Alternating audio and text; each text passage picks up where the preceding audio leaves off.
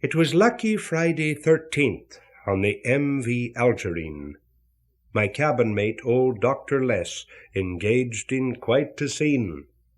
The barrel men cried loud and clear, "Now, boys, you'd better hide. I spy 3 healthy polar bears just off our starboard side." Old Les reached for his rifle gun as we sprang up from our bunks. Who'd believe there'd be a polar bear just northeast of the Funks? The fur did fly as he passed me by, and he said, "Stand out of my way. Dear Sam, I am about to kill a polar bear this day." We were just 4 days from old St. John's, and in search of a great seal patch. What would Bowrings think if they found a polar bear down in their hatch? Cap Smith, he called from the bridge above, "I'll give you just 5 shots. Give the best that's in you, for we must continue, as we're making just 3 knots." Old Les, he planted his feet down firm, as the sweat ran from his brow. He said to himself, "If I ever get a bear, it will have to be right now." He raised his gun and he fired off one, just missing one of our boys. 'Twas then the bears looked up and said, "Who's making all that noise?" The second shot took more from Les than the first one had before. He braced himself. "This one must count, as I only have 4 more." The sweat from his brow was pouring now as he aimed his second blow. We, all of us, thought that second shot must have killed a shark below. Les braced himself, took stock of his nerves, then raised his gun again.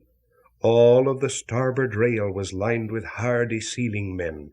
Among us were the best of all. On the ice were practised prancers, while the polar bears out on the ice were doing a set of lancers. With a bang and a bang the rifle rang. 2 birds fell from the sky.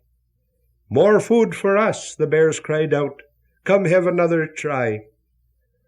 Old Les looked up at Captain Smith, who in turn looked down at Les. "Just 1 more shot is all you've got. To the nor'ard we must press."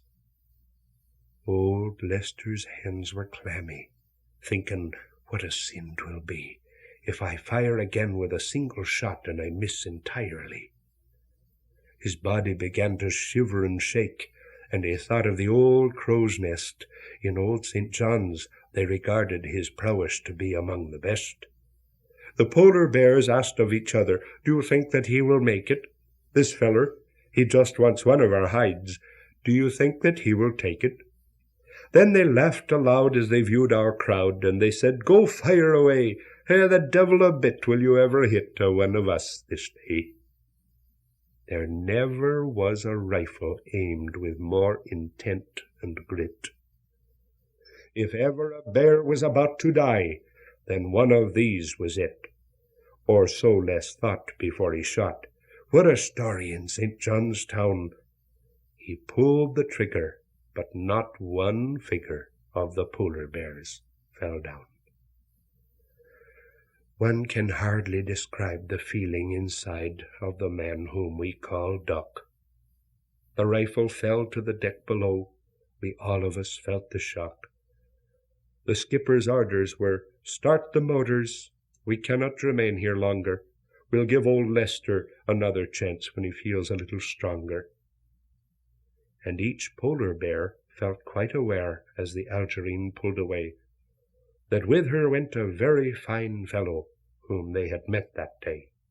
He provided them entertainment, and they knew they could atone on a day when they might meet old Les on the ice fields all alone.